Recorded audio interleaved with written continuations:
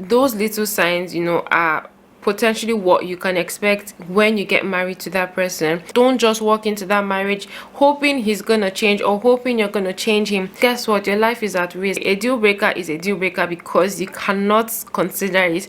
You cannot, think about whether you want to continue or whether you can manage or whether you're gonna change. Once you see a deal breaker, walk away.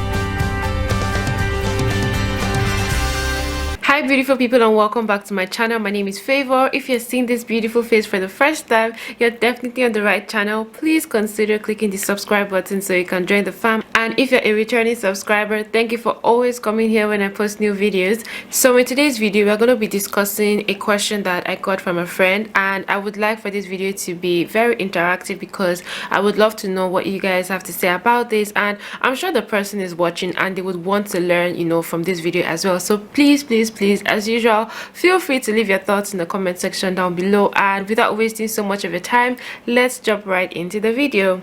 So basically, the person asked if it's okay to date someone with anger issues. She said she loved him, but he had anger issues, and she was asking what I think she should do.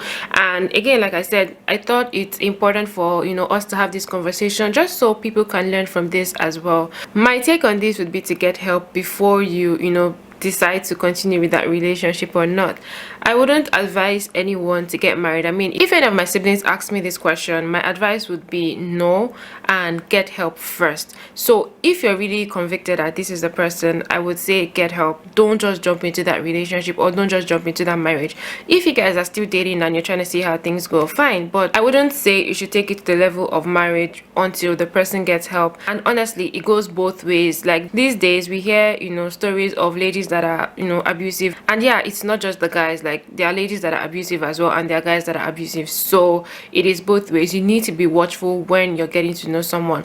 On this channel, we've talked about things to do before you get married, and also how to know he or she is not the one. I'm gonna put the links to those videos in the description box down below, so please do well to check those videos out. They will definitely come in handy. So yeah, I wouldn't say you should get married just because there's a lot that needs to be worked on. So someone that has anger issues can do something that they wouldn't do on a regular basis, and that's just it. But that's also because of their anger issues, right? And honestly, it's very important for people to know how to manage their temper, their anger, and all of that. And that's why I say you need to seek help. If you really want to get married to that person, you need to ensure that they seek help, and you need to ensure that things are actually changing before you get married. See, like, you really don't want to be in a situation where your spouse is abusive. Domestic abuse is a no-no, and I don't wish anyone to be in such a relationship. And that is why you need to pay attention to how the person treats people. You need to pay attention to the person in general. Like once you guys start talking, you also need to ask a lot of hard questions. Like you don't need to wait till you get married before you start saying things. Like when you're getting to know the person, please ask questions, observe, pay attention. What you don't need to be a lab rat before you know that this person has anger issues. Observe how the person treats other people, like when you guys go out, or even just how the person relates with people. You might be able to pick one or two things from that, and don't ignore those little signs that you see, because guess what, those little signs add up and can actually tell you how this person is, or how the person relates with other people. And once you see things that look weird or look fishy, I feel like that's a sign for you to take a step back and watch, or take a step back and maybe talk about it. If it's something you really can't deal with, then that's the best time to walk away. You don't want to get married and start thinking of whether you want to walk away or not. Like, no, we shouldn't be getting to that stage. Have hard conversations. Think about things you want in a spouse before you get married. That way you know what you're watching for, when you start talking to someone. These will definitely help you make a better decision. Don't just walk into that marriage hoping that you're going to change the person, or hoping the person is going to change. People don't change that easily, especially when it's something they've been doing for a long time, like it's hard to just, you know, suddenly change. One or two things might, you know, show up here and there. So yeah, you really want to be mindful when you see something that looks weird.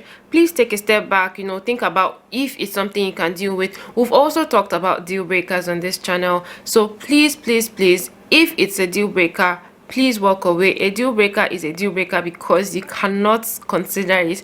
You cannot, you know, think about whether you want to continue or whether you can manage or whether you're going to change. Once you see a deal breaker, please walk away. I cannot emphasize this enough. A deal breaker is a deal breaker for that reason. At the end of the day, those little signs, you know, are potentially what you can expect when you get married to that person.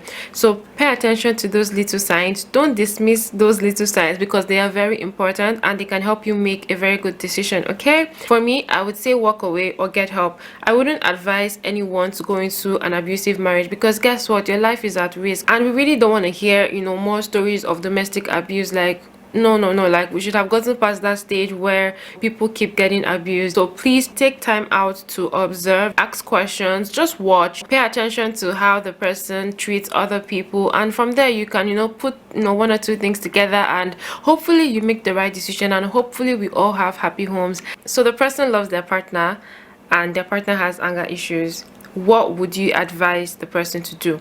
Should they continue with that relationship? Should the person walk away? Should they get married? Yeah, what do you guys have to say about this? I really want this video to be interactive and I want people to learn from this as well. I've gotten a couple of questions, you know, similar to this, and I thought it was high time I make this video and share my thoughts on this, and also get you guys to share your opinions on this as well. At the end of the day, I feel like love is important, but it's not enough. I feel like there are other things that you need to consider. And so anger is a very big deal, and it's a no, honestly, because your life is at risk. Do you really want to put your life at risk because you love the person? Like, I mean, do you really want to lose your life to someone that has anger issues? Like, I don't know. I feel like when you think about it from that perspective, then I feel like that's already enough reason to make you, you know, think about your life again, or take a step back and rethink about the whole situation. So don't just go into that marriage blindly, you know, because you love the person and you're hoping that he would change, or he says he loves you too. Like, yeah, I feel like once it comes to domestic abuse, you really need to be careful.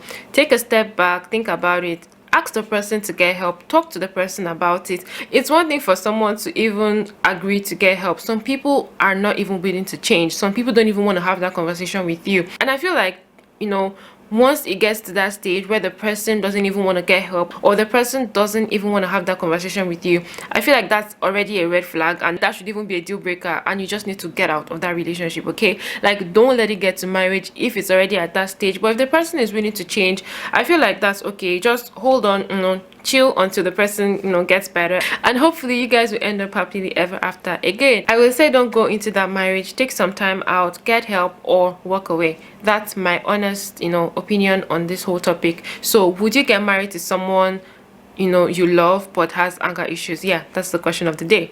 What do you think? Please leave your thoughts in the comment section down below. I would love to know what you guys have to say about this. Please subscribe if you haven't done so already. Also, if you have questions or topics you want me to film, or if you just want me to film anything, please send me a message, or you can leave it in the comment section and I'll get to it, as long as it's something that I can do.